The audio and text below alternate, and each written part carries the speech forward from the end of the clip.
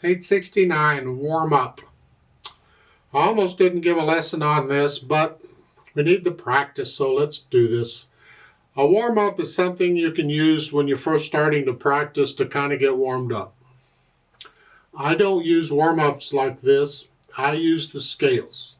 I warm up on the scales. That's what I recommend. But they have this in here, so let's talk about it. Maybe your teacher does warm ups, and that's fine. There's nothing wrong with them. It's just I like to use the scales. You got to do the scales anyway, so why not just use those for the technique practice and the warm-ups? Here we're getting left hand doing one thing and the right hand doing another. We're working more on this hand independence thing.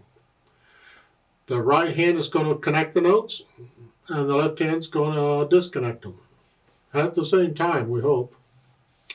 So let's talk warm-up. It's one line long with a repeat, so it's 2 lines long. Treble and bass clef, 1 sharp in the key signature. It's the key of G major. Make sure you do my G major scale, blah, blah, blah. You got, okay. 2/4 time now.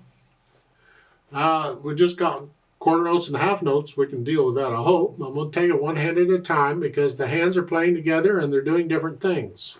So the right hand starts with B here and you're in G position. So it's just 1, 2, 1, 2, 1. Oh, isn't this fun? Only using these 3 notes. In the left hand, well, you got the chords. It's here. You're not using the B. Actually, we are. The B's in the right hand.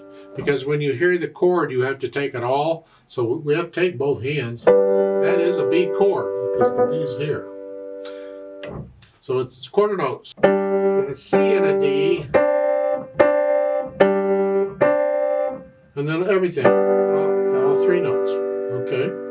So when you put them together, it's here, here, and then here, and here, and here.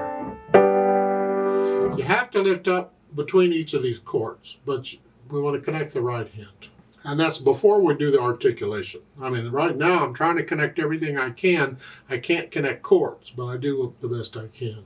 Now once you have that, then we have the articulation. And this is the challenge.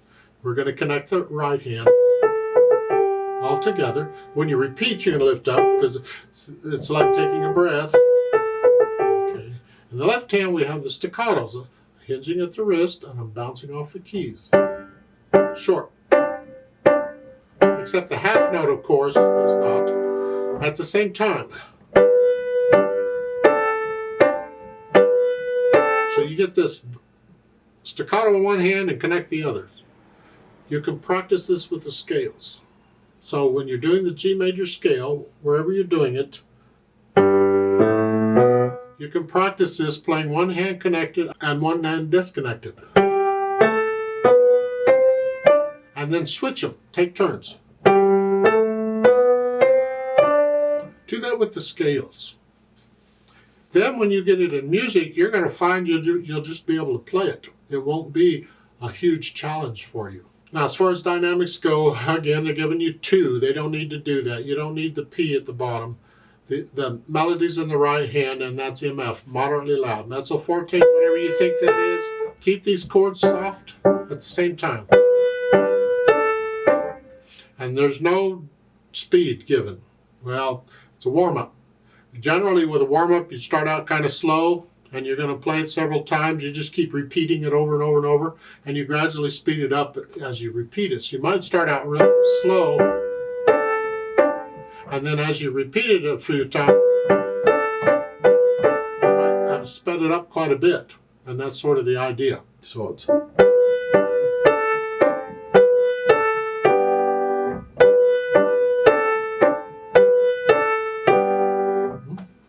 Let's play it together slowly. I don't know that we need to, but we will. We're doing it in all of them anyway. So I'll give us 2 counts.